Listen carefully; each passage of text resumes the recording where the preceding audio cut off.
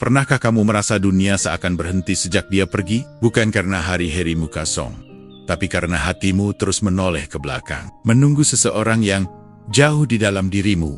Kamu tahu, tak akan pernah kembali.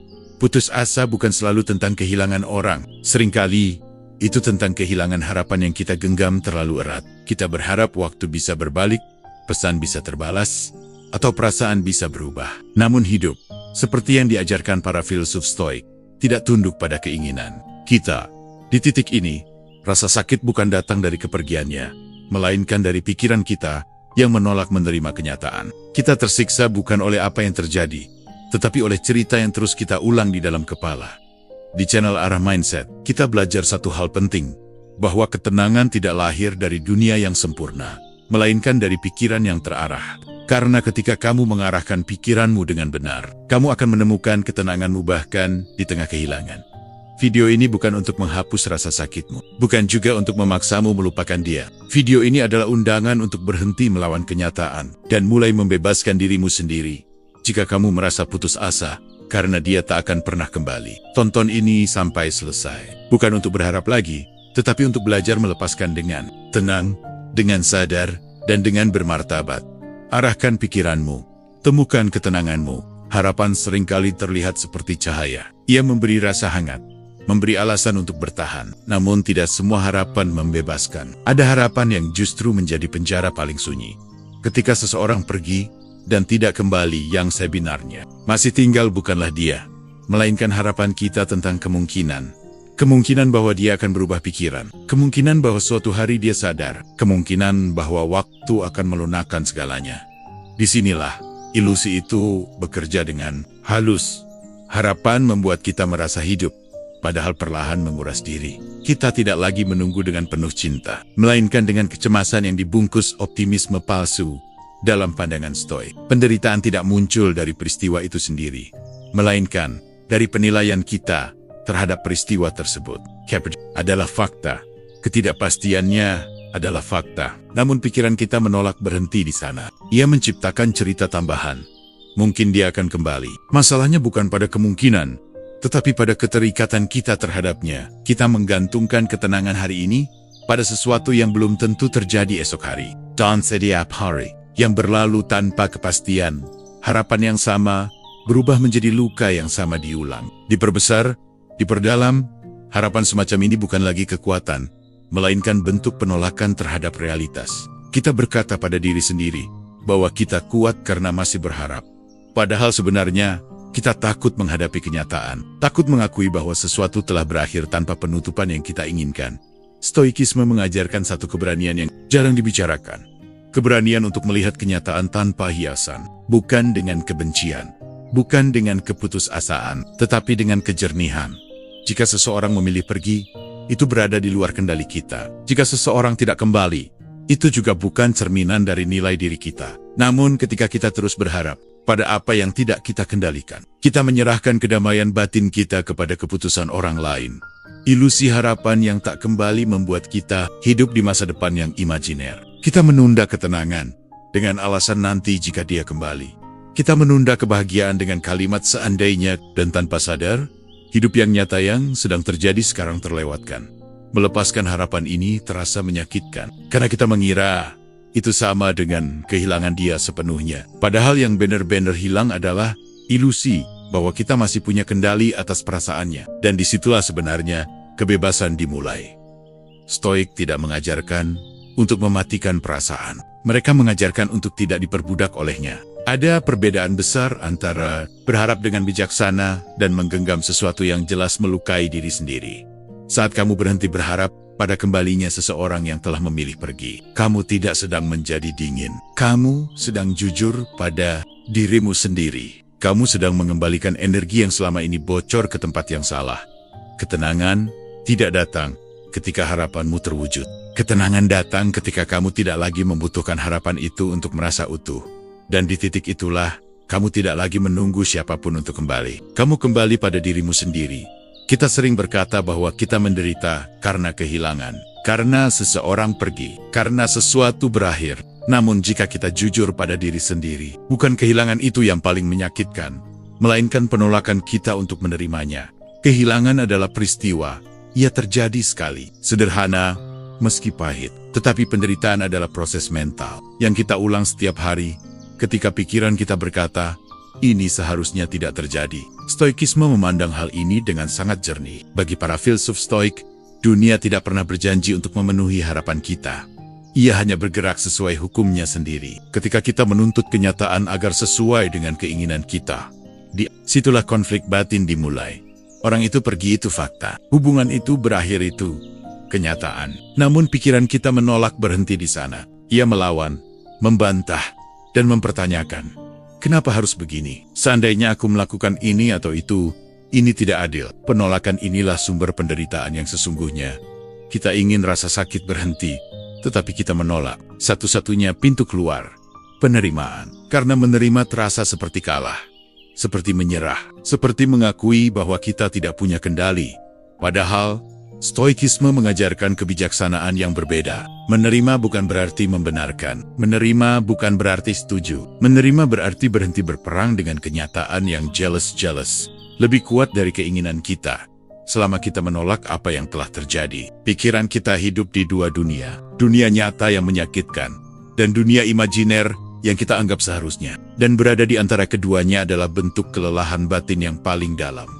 Kita bangun setiap hari membawa pertanyaan yang sama, mengulang dialog yang sama, menghidupkan kembali luka yang sama. Bukan karena peristiwa itu terus terjadi, tetapi karena kita tidak mengizinkannya selesai.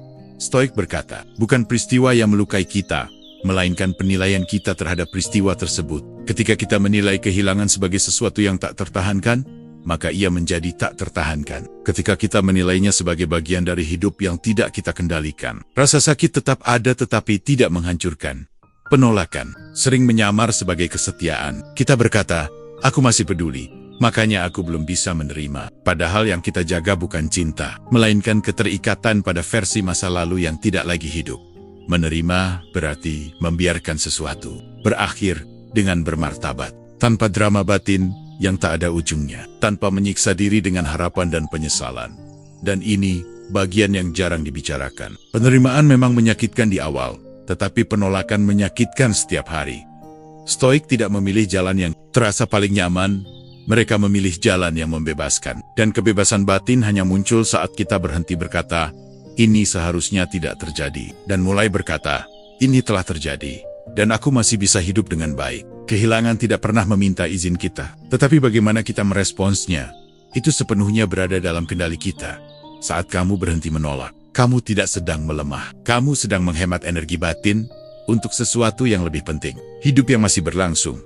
Dan di saat itulah, rasa sakit mulai berubah bentuk. Bukan menjadi kebahagiaan instan, melainkan menjadi ketenangan yang jujur.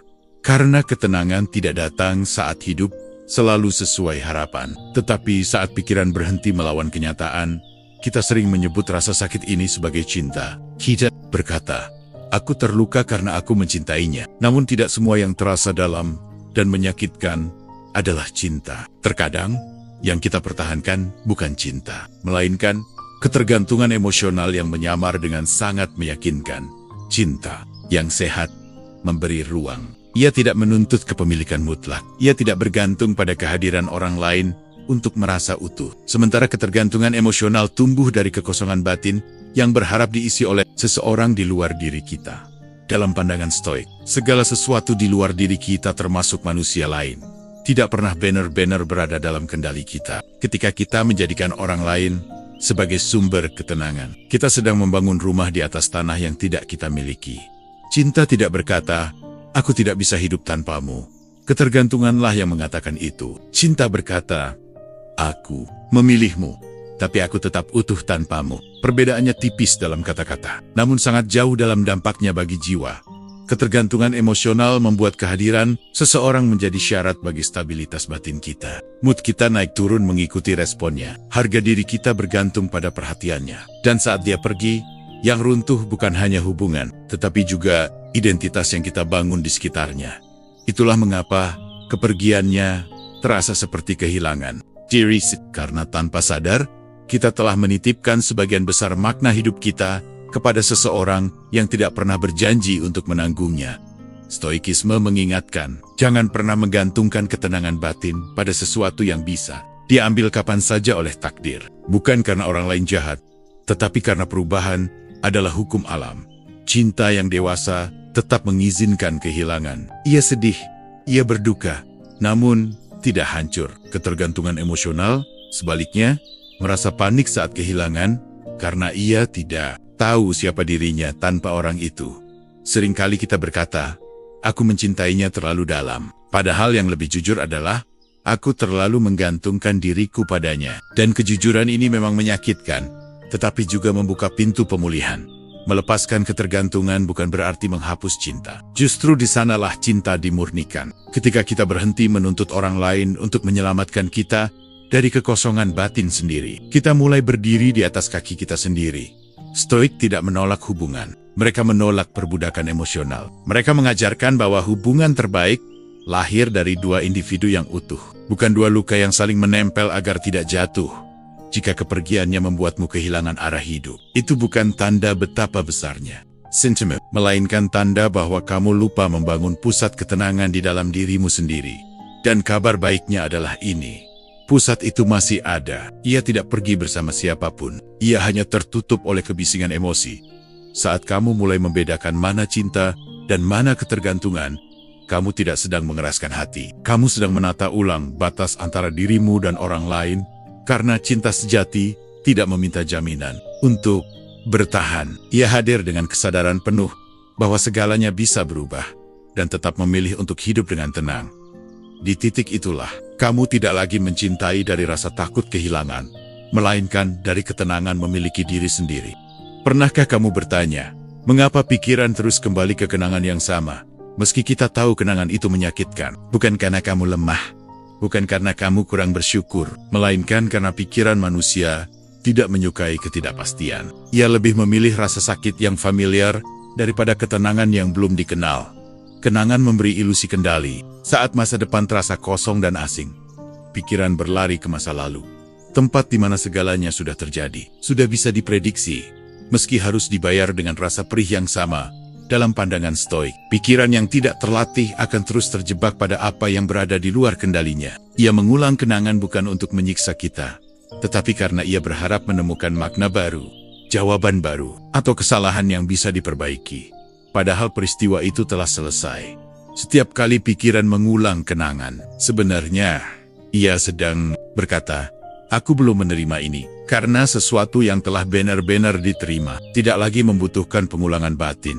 Kita sering mengira kenangan itu datang begitu saja. Padahal yang terjadi adalah kita membuka pintunya berulang kali. Dengan pertanyaan seandainya, dengan penyesalan, harusnya, dan dengan imajinasi tentang versi masa lalu yang lebih indah dari kenyataan sebenarnya. Stoikisme mengajarkan bahwa bukan kenangan yang menyakiti kita, melainkan penilaian yang kita berikan padanya. Kita memberi makna bahwa masa lalu adalah tempat terbaik untuk hidup, dan masa kini hanyalah ruang tunggu yang hampa. Penilaian inilah yang membuat pikiran terus kembali ke sana. Ada bagian dari diri kita yang percaya bahwa dengan mengulang kenangan, kita sedang menjaga sesuatu tetap hidup. Padahal yang kita jaga bukan hubungan itu, melainkan keterikatan pada identitas lama. Versi diri kita saat masih merasa dipilih, dibutuhkan, dan berarti ketika hubungan berakhir, bukan hanya orangnya yang pergi, tetapi juga peran yang kita mainkan di dalamnya. Dan pikiran mengulang kenangan sebagai usaha mempertahankan peran itu. Stoik tidak melarang mengenang, mereka melarang tenggelam. Mengenang dengan sadar berbeda dari hidup di masa lalu tanpa arah. Pikiran yang terlatih belajar satu hal penting. Masa lalu tidak perlu dilawan, tetapi juga tidak perlu ditinggali. Ia cukup dihormati sebagai sesuatu yang telah selesai. Setiap kali kenangan muncul, itu bukan perintah untuk kembali, melainkan undangan untuk menyadari bahwa pikiran sedang lelah menghadapi masa kini. Dan disitulah latihan Stoik dimulai. Bukan dengan mengusir kenangan, tetapi dengan mengarahkan kembali perhatian pada apa yang bisa kita kendalikan sekarang. Napas, sikap, keputusan, dan nilai hidup. Kenangan akan kehilangan kekuatannya bukan ketika dilupakan, melainkan ketika tidak lagi dijadikan tempat tinggal. Saat kamu berhenti bertanya mengapa ini terjadi, dan mulai bertanya, bagaimana aku akan hidup hari ini? Pikiran perlahan berhenti berputar, Karena ketenangan bukan hasil dari masa lalu yang diperbaiki, melainkan dari pikiran yang kembali ke saat ini. Dan ketika pikiran terarah, kenangan tidak lagi menjadi rantai, melainkan pengingat bahwa kamu telah melewati sesuatu dan masih berdiri sampai sekarang. Ada satu kesalahan batin yang paling sering membuat manusia menderita. Kita terlalu sibuk mencoba mengendalikan hal-hal yang sejak awal bukan milik kendali kita. Kita ingin orang lain berubah. Kita ingin perasaan mereka kembali. Kita ingin masa lalu memperbaiki dirinya sendiri. Dan ketika semua itu tidak terjadi, kita menyebutnya nasib buruk. Padahal yang terjadi adalah kekeliruan arah pikiran. Stoikisme menyebut ini dengan sangat sederhana. Dikotomi kendali. Pemisahan yang tegas antara apa yang bisa kita kuasai dan apa yang tidak pernah berada di tangan kita. Perasaan orang lain bukan milik kita. Keputusan mereka bukan tanggung jawab kita.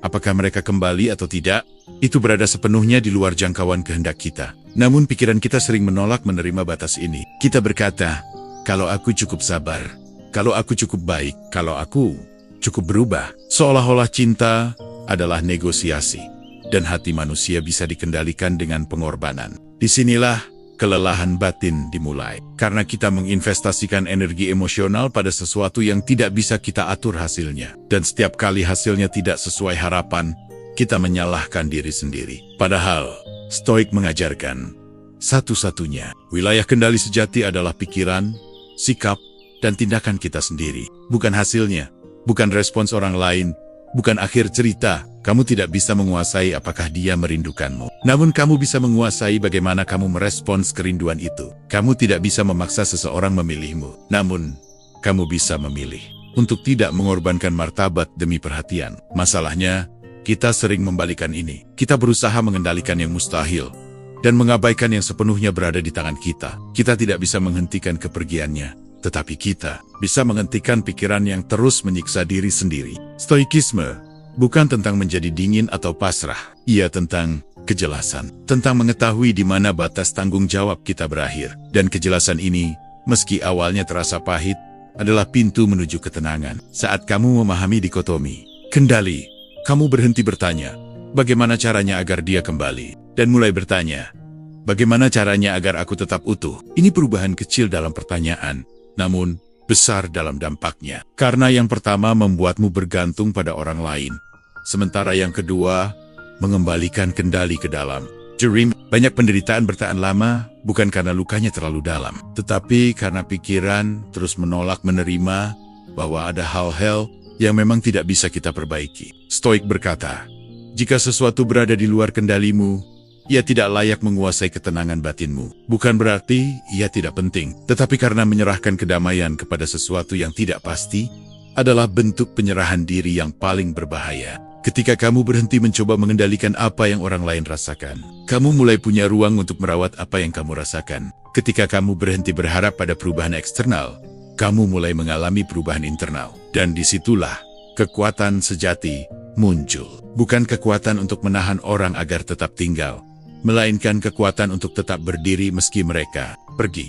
Dikotomi kendali bukan konsep dingin. Ia adalah bentuk belas kasih pada diri sendiri. Ia berkata, aku bertanggung jawab atas hidupku, bukan atas pilihan orang lain. Saat pikiranmu benar-benar memahami ini, rasa putus asa perlahan, kehilangan pijakan. Karena kamu tidak lagi menunggu dunia berubah agar kamu bisa tenang. Kamu menjadi tenang karena kamu tahu apa yang memang bisa kamu pegang dan apa yang harus kamu lepaskan. Dan ketika pikiranmu terarah seperti itu, kamu mulai merasakan kebebasan yang tenang. Bukan karena hidup menjadi mudah, tetapi karena kamu berhenti berperang dengan hal-hal yang tidak pernah bisa kamu menangkan. Disitulah Stoik berdiri. Tenang, sadar, dan utuh. Ada harapan yang memberi kekuatan, namun ada juga harapan yang tanpa disadari perlahan menggerogoti harga diri kita.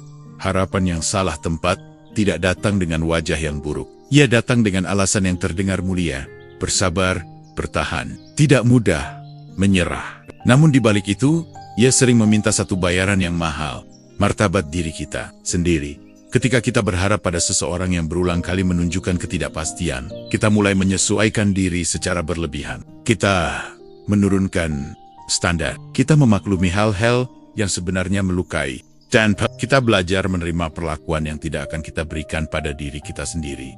Stoikisme mengajarkan bahwa nilai diri tidak boleh diletakkan pada sesuatu yang bisa ditarik kapan saja oleh orang lain. Namun harapan yang salah arah melakukan hal sebaliknya. Ia membuat kita berkata, aku akan merasa berharga jika dia memilihku. Di titik ini, harapan bukan lagi tentang masa depan, melainkan tentang validasi. Kita tidak menunggu karena cinta, tetapi karena kita ingin bukti bahwa kita cukup, bahwa kita layak diperjuangkan.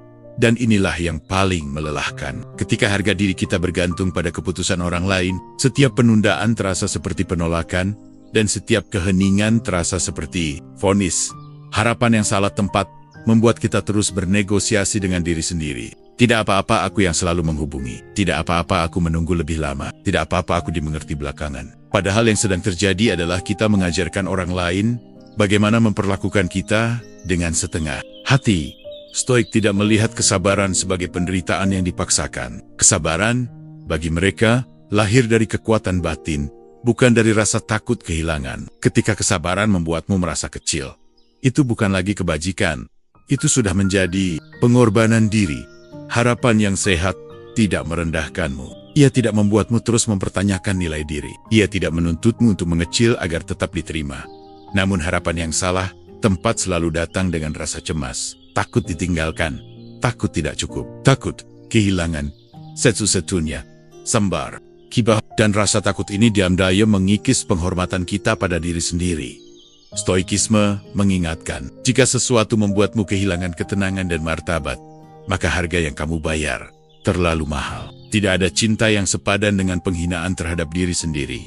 Melepaskan harapan ini memang terasa seperti kegagalan. Namun sebenarnya, itu adalah pemulihan harga diri. Saat kamu berhenti menunggu pengakuan dari luar, kamu mulai mengakui dirimu sendiri. Kamu tidak berhenti berharap karena kamu lemah. Kamu berhenti karena kamu sadar bahwa dirimu layak untuk diperlakukan dengan utuh. Bukan setengah, bukan nanti, bukan jika. Stoik tidak mengajarkan kita untuk membunuh harapan, melainkan menempatkannya dengan bijaksana. Harapan terbaik adalah yang diarahkan pada karakter kita sendiri. Bagaimana kita berpikir, bagaimana kita bertindak, dan bagaimana kita menjaga martabat di tengah ketidakpastian. Saat harapan kembali ke tempatnya, harga diri pun kembali ke pemiliknya. Dan di titik itulah, kamu tidak lagi menunggu seseorang untuk menentukan nilai hidupmu. Kamu berdiri tegak, bukan karena ada yang memilihmu, tetapi karena kamu memilih banyak orang, takut menerima kenyataan, karena mengira penerimaan adalah bentuk kikrit. Seolah-olah dengan menerima, kita mengakui bahwa kita gagal, bahwa kita tidak cukup kuat untuk bertahan. Namun dalam stoikisme, penerimaan justru adalah tanda kekuatan batin yang matang. Menyerah berarti berhenti berusaha pada hal yang masih berada dalam kendali kita. Sementara menerima berarti berhenti melawan hal yang sejak awal tidak pernah bisa kita kendalikan. Perbedaannya tipis di kata, namun sangat jauh di makna.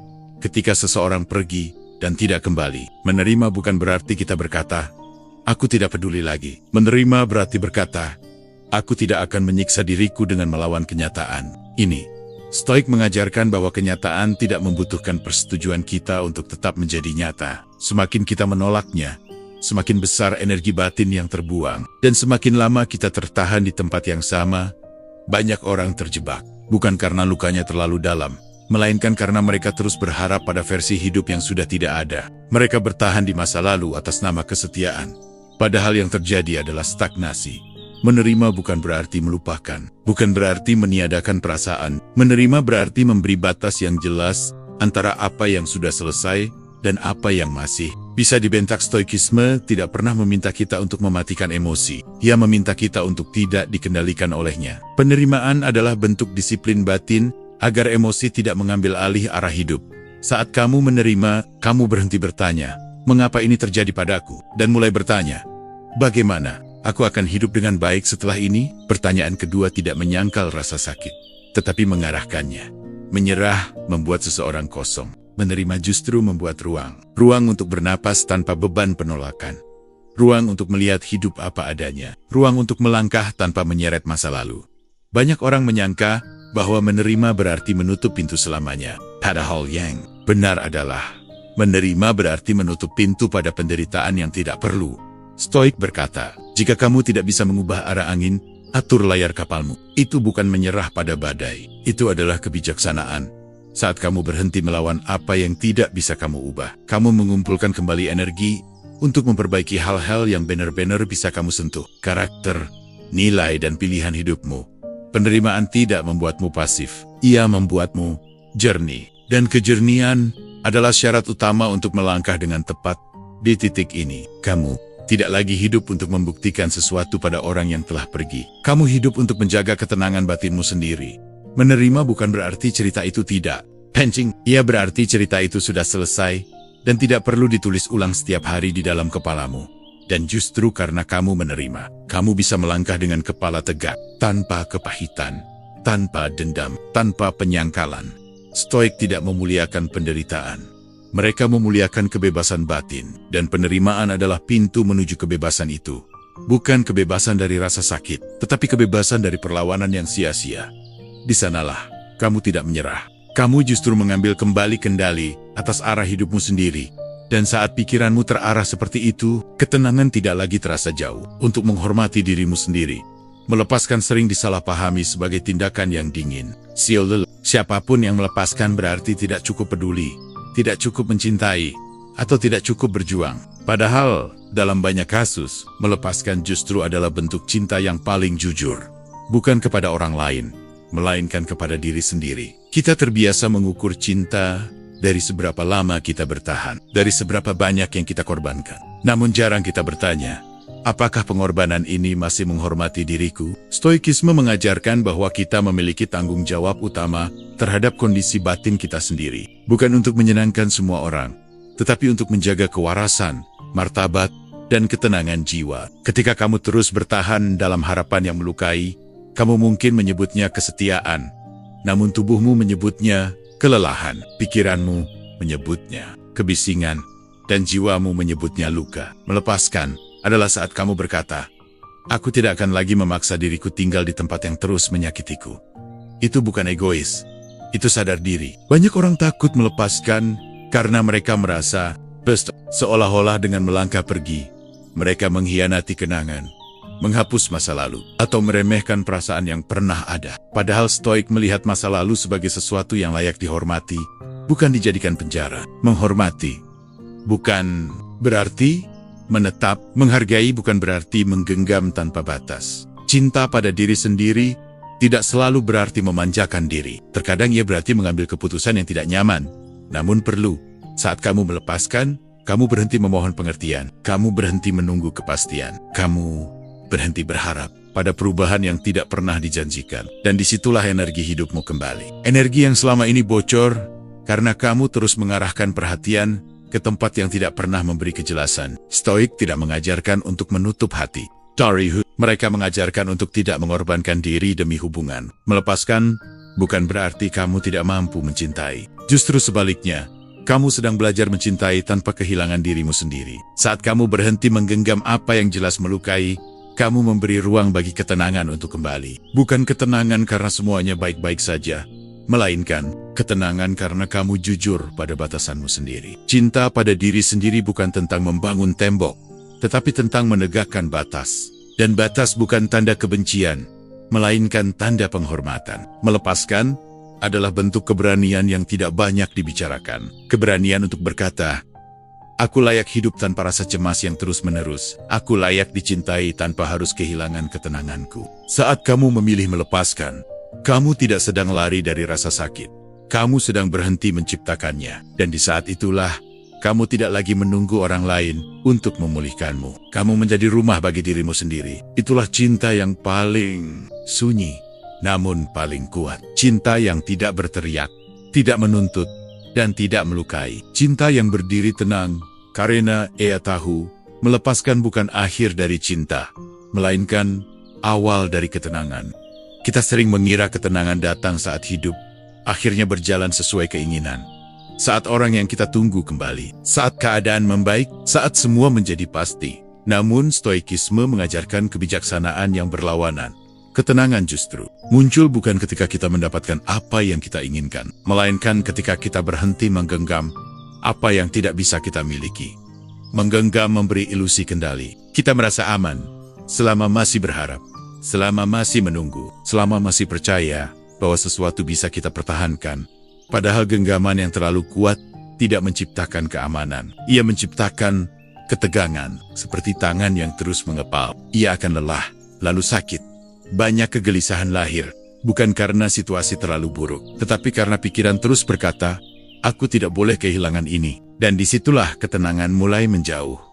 Stoik memahami bahwa segala sesuatu di dunia ini bersifat sementara. Orang datang dan pergi, perasaan berubah, keadaan bergeser. Ketika kita menuntut yang sementara untuk bersifat permanen, kita sedang mempersiapkan diri untuk kecewa. Berhenti menggenggam bukan berarti kita berhenti peduli. Ia berarti kita berhenti mengikat ketenangan batin pada sesuatu yang tidak stabil. Ia adalah keputusan batin untuk berdiri di atas nilai, bukan di atas harapan rapuh. Saat kamu melepaskan genggaman, kamu tidak kehilangan segalanya. Yang kamu lepaskan hanyalah ilusi bahwa kamu bisa mengendalikan hasil akhir. Dan anehnya, di sanalah napas terasa lebih ringan. Pikiran tidak lagi sibuk menebak, hati tidak lagi tegang menunggu. Karena kamu tidak lagi hidup dalam mode mempertahankan.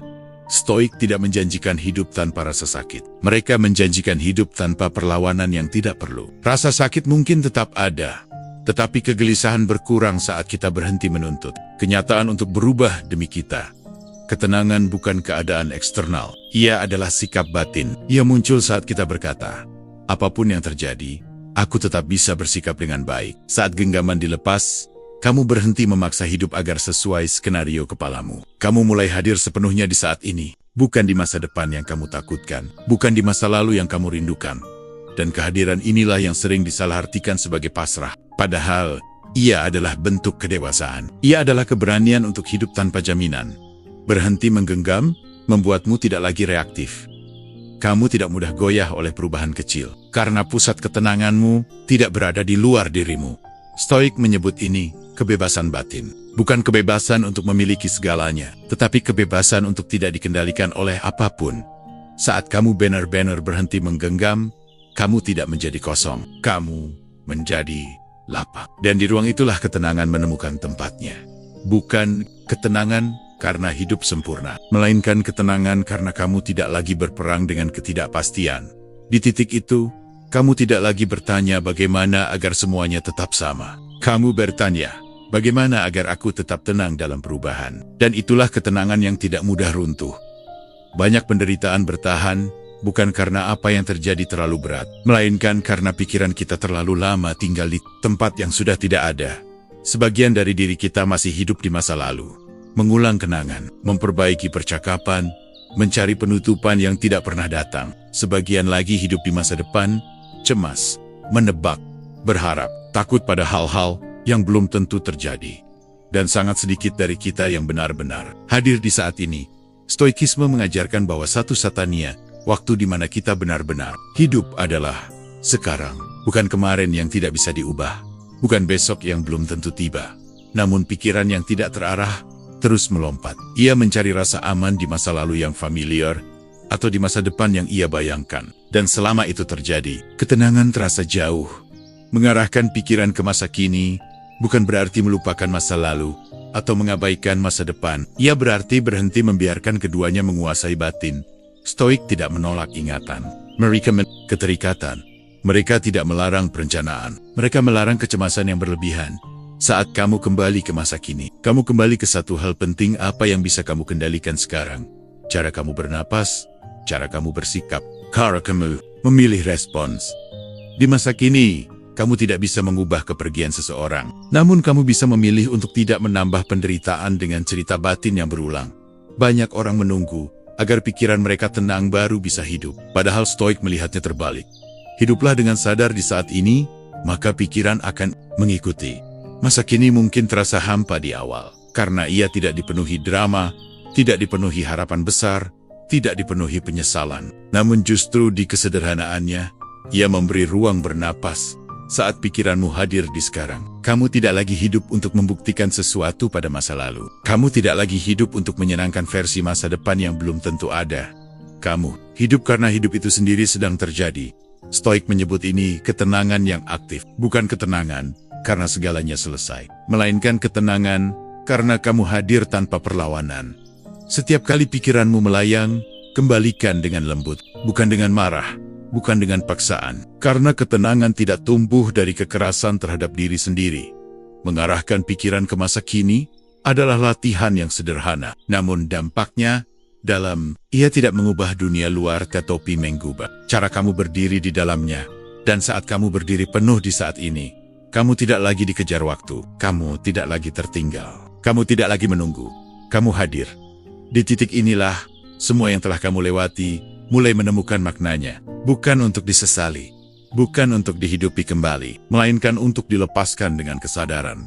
Karena ketenangan sejati tidak ditemukan dengan pergi jauh, tetapi dengan kembali ke saat ini, kembali ke napas, kembali ke dirimu sendiri, arahkan, pikir, dan di masa kini itulah, kamu akan menemukan ketenanganmu.